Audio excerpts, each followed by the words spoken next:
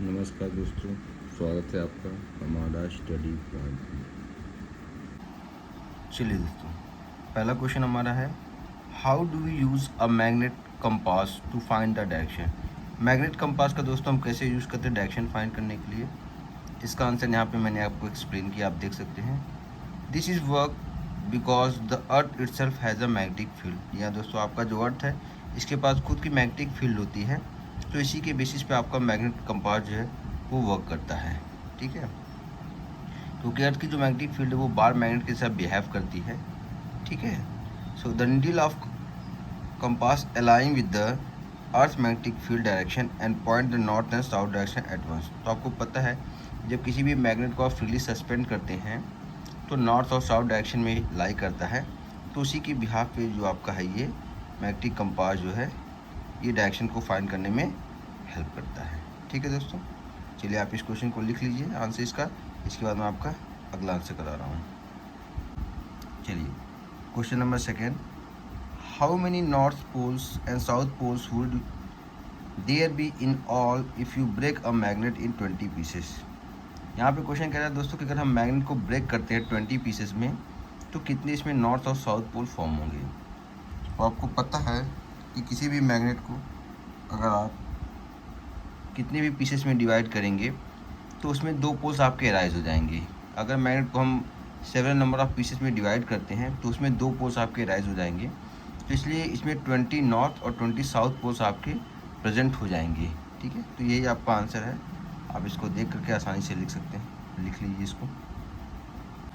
चलिए question number third है, how we can say that iron bar is a magnet if it is one end is attracted and the other end is repel by it. तो आपका दोस्तों यहाँ पे पता है कि अगर वो अट्रैक्ट हो रहा है और रिपल हो रहा है तो आपका मैग्नेट है, क्योंकि अट्रैक्शन और रिपल्सन ही जो है वो बेस्ट मेथड है to find out any substance to be as a magnet. क्योंकि अगर वो मैग्नेटिक सब्सटेंस है तो अट्रैक्ट तो होगा लेकिन रिपेल नहीं होगा, लेकिन अगर वो मैग्नेट है तो अट्रैक्शन भी होगा और रिपल्सन भी आपका होगा। यहाँ तक लिखिए इसका आंसर, इसके बाद मैं आपका इसी आंसर का सेकंड पोर्शन उधर करा रहा हूँ। ये देखिए यहाँ पे आपका is a sure test of the magnetism, क्योंकि अगर इसमें अट्रैक्शन और रिपल्सन दोनों होगा तभी आपका ये मैग्नेटिक वो मैग्नेट है, नहीं तो केवल अगर अट्रैक्शन होगा तो मैग्नेटिक सब्सटेंस है आपका, मैग्नेटिक मटेरियल होगा, वो मैग्नेट नहीं होगा। चलिए अगला दोस्तों क्या है, डिफ्रेंशिएट बिटवीन द फॉलोइंग। आपको डिफ्रेंशिएट करना है किसमें, magnetic and non magnetic material में। ठीक है दोस्तों, तो चलिए मैग्नेटिक मटेरियल पहले देखते हैं। The substance that are attracted by a magnet are known as magnetic material.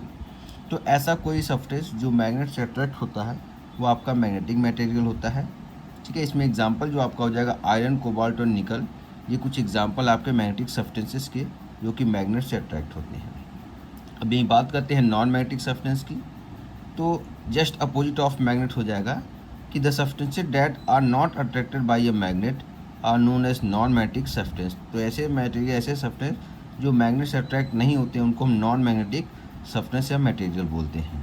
ठीक है, इसमें एग्जांपल हो जाएगा कॉपर, ब्रास, ठीक है, wood are etcetera example of non magnetic substance. ठीक है, तो आई होप ये आपका आंसर विजिबल होगा, आप यहाँ से आसानी से इसको लिख सकते हैं। इसको लिख लीजिए, इसके बाद मैं आपका नेक्स्ट क्वेश्चन करा रहा हूँ। चलिए इसके बाद नेक्स्ट क्वेश्चन आपका है, single touch and double touch method of magnetism. क्या होता है आपका, इसको मैं यहाँ पे एक्सप्लेन कर रहा हूँ। तो single touch magnetism, the method of making an artificial magnet bye rubbing a permanent magnet over it. तो इस मेथड में दोस्तों हम एक परमानेंट मैग्नेट को लेते हैं और किसी भी मैग्नेटिक सब्सटेंस के ऊपर रब करते हैं। ठीक है, और जहाँ से उसको एक बार लाते हैं वन एंड से उस पर रब करते हैं और फिर उठा करके उसी एंड पे रख करके और इसी प्रोसेस को हम रिपीट करते हैं, तो उसमें एक मैग्नेटिक फील्ड आपकी डेवलप हो जाएगी और वो substance as a magnet behave करता है। ठीक है, लेकिन इसकी जो मैग्नेटिक प्रॉपर्टी होती है वो थोड़ा सा लो होती है, इसीलिए इसको सिंगल टच मैग्नेटिज्म बोलते हैं, क्योंकि यहाँ पे सिंगल मैग्नेट से हम इसको मैग्नेटाइज करते हैं। वहीं पे अगर हम डबल टच मैग्नेटिज्म की बात करें तो इस मैग्नेटिज्म के लिए दो मैग्नेट आपके चाहिए होते हैं और दोनों मैग्नेट को ले करके सेंटर पे ला करके हम रब करते हैं और स्क्रैच करते हैं इसको पीछे की तरफ दोनों एंड पे, और इसी प्रॉपर्टीज़ को बार बार रिपीट करते हैं। तो यहाँ पे जो आपका डेवलप होता है मैग्नेट, उसकी जो मैग्नेटिक फील्ड होती है वो काफ़ी स्ट्रांग होती है, उसको डबल टच मैग्नेटिज्म बोलते हैं। थोड़ा सा पोर्शन इसका अगले पेज पे है, आप इसको लिख लीजिए, इसके बाद मैं आपको वहाँ पे भी शो कर देता हूँ। थोड़ा सा पोर्शन आंसर आपका था, रह गया था। डबल सिंगल टच मैग्नेटिज्म के कंपेरिजन में जो इसकी मैग्नेटिक प्रॉपर्टी होती है डबल टच की, वो स्ट्रांग होती है, उसी को यहाँ पे दिखाया गया था, तो आप उसको लिख लीजिए। इसके बाद मैं का नेचुरल और आर्टिफिशियल मैग्नेट करा रहा हूँ। चलिए नेक्स्ट देखिए दोस्तों, नेचुरल एंड आर्टिफिशियल मैग्नेट्स। तो जैसा कि नाम से क्लियर है दोस्तों कि जो मैग्नेट आपका नेचर में एग्जिस्ट करता है, ठीक है, और मैग्नेटिक की प्रॉपर्टी को सस्टेन करता है, उसको हम नेचुरल मैग्नेट बोलते हैं। Object that are found in nature and exhibit the property of magnet like attracting magnetic substance are known as natural magnet. वहीं पे आर्टिफिशियल मैग्नेट की अगर बात करते हैं तो the magnet and made from magnetic substances by human, मतलब ऐसा मैग्नेट जो हम ह्यूमंस फॉर्म करते हैं उसको हम बोलते हैं आर्टिफिशियल मैग्नेट, ठीक है।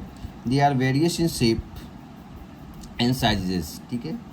और इसका एग्जांपल बेसिकली हम जो बनाते हैं यूज़ करने के लिए, जो मटेरियल यूज़ करते हैं इसमें आयरन, कोबाल्ट और निकल या स्टील को यूज़ करते हैं to make an artificial magnet. तो आई थिंक ये आपका आंसर विजिबल होगा, आप इसको लिख लीजिए। इसके बाद 2 आंसर और है, मैं आपको करा दूंगा। तो आपका जो लॉन्ग का है डिटेल्स का 1 to 6 वो भी आपका कवर हो जाएगा, जो कि मिस कर गया था, मैंने स्किप हो गया था, ठीक है। What is demagnetization, give 3 ways to demagnetize the magnet. तो जैसा कि नाम से क्लियर, डीमैग्नेटाइजेशन का मतलब होता है मैग्नेट जो अपनी प्रॉपर्टी को लूज़ कर देता है, ठीक है दोस्तों। The phenomenon in which a permanent magnet loses its magnetism is known as demagnetization. तो जैसा कि मैंने आपको बताया कि एक ऐसे फिनोमिनन जिसमें कोई मैग्नेट जो अपनी मैग्नेटिक प्रॉपर्टी को लूज़ कर देगा, इसी को डीमैग्नेटाइजेशन बोलते हैं। और इसमें 3 मेथड्स पूछे इसको डीमैग्नेटाइज करने के लिए, तो आपके मैंने यहाँ पे मेंशन कर दिया। पॉइंट वाइज मैंने नहीं लिखा है, बट वहाँ पे मेंशन है कि मैग्नेट को अगर हाई पॉइंट से ड्रॉप करते हैं, हाइट से उसको, तो भी डीमैग्नेटाइज हो जाएगा। उसको हम हैमर करेंगे, हथौड़े वगैरह से लेकर के अगर बीट करते हैं तो भी आपका वो डीमैग्नेटाइज हो जाएगा। या अगर उसको हम हीट कर देते हैं तो एक मैग्नेट जो है वो अपनी मैग्नेटिक प्रॉपर्टी को क्या कर देगा, लूज़ कर देगा। तो ये 3 मेथड्स है to make any magnet as a demagnetize. I hope answer आपको क्लियर होगा, आप इसको लिख लीजिए। इसके बाद मैं लास्ट आंसर आपका करा देता हूँ, आंसर नंबर 6। चलिए दोस्तों नेक्स्ट क्वेश्चन, क्वेश्चन नंबर 6 लेते हैं। क्या आपका कह रहा है कि what is magnetic keeper, why it is use, ठीक है। तो magnetic keeper is a piece और a strip made from soft iron और स्टील। तो मैग्नेटिक कीपर एक पीस होती है आपकी सॉफ्ट आयरन की या स्टील की, जो कि प्लेस होती है between the poles of the permanent magnet. दोनों परमानेंट मैग्नेट की पोल्स के बीच में आपका ये प्लेस होता है। It prevent the magnet to from getting demagnetised. तो मैग्नेट को उसकी प्रॉपर्टी से लूज़ होने के से आपका ये प्रोटेक्ट करता है, क्योंकि आपका जो मैग्नेट है कुछ टाइम बाद सेल्फ डीमैग्नेटाइज हो जाता है, धीरे धीरे खुद की प्रॉपर्टी को वो लूज़ कर देता है। तो उसी चीज़ को प्रिवेंट करने के लिए हम मैग्नेटिक कीपर का यूज़ करते हैं। हाफ पोर्शन आपका आंसर यहाँ विजिबल है, आप इसको लिख लीजिए। बाकी हाफ पोर्शन नेक्स्ट पेज पे है, उसको मैं आपको करा देता हूँ। सॉरी दोस्तों, पूरा आंसर यहाँ पे आपका कंप्लीट हो गया, मैंने देखा नहीं, क्योंकि इसका जो व्हाई इट इज़ यूज़ है, तो इसका जो यूज़ है वो आपका दिया है, it is use to prevent magnets from getting demagnetize. किसी भी मैग्नेट को डीमैग्नेटाइज से प्रोटेक्ट करने के लिए आपका ये जो मैग्नेटिक कीपर होता है ये आपका यूज़ होता है। दोस्तों थोड़ा सा मिस हो गया, जिसकी वजह से आपका जो पार्ट 2 का वीडियोज़ मैंने सारा बना लिया था, बट वो मैं अपडेट नहीं कर पाया, अपलोड नहीं कर पाया, और मैंने मोबाइल से डिलीट वगैरह कर दिया, तो इसलिए मैं आपका ये वीडियो ऐसे फॉर्म कर रहा हूँ।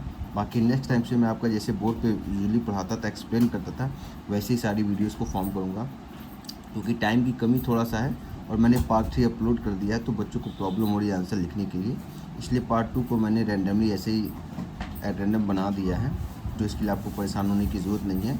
मैंने पूरी कोशिश की है कि आपका जो वीडियो में आंसर है वो प्रॉपर विजिबल हो, ठीक है। तो ठीक है दोस्तों, आप लोग इसका आंसर लिख लीजिएगा। बाकी एक्सप्रेशन की बात अगर इन केस होती है, कोई क्वेश्चन समझ में नहीं आता है, तो मैं उसका वीडियो फिर से आपको बना दूंगा, इसमें प्रॉपर एक्सप्लेनेशन आपको मैं प्रोवाइड कर दूंगा। ओके दोस्तों, तो इस तरह से मैंने आपका 1 to 6 क्वेश्चन का आंसर भी करा दिया है, तो आपको परेशान होने की ज़रूरत नहीं है। अगर आप लिखना चाहें यहाँ से लिख सकते हैं, ठीक है दोस्तों। Okay, thank you and have a nice day.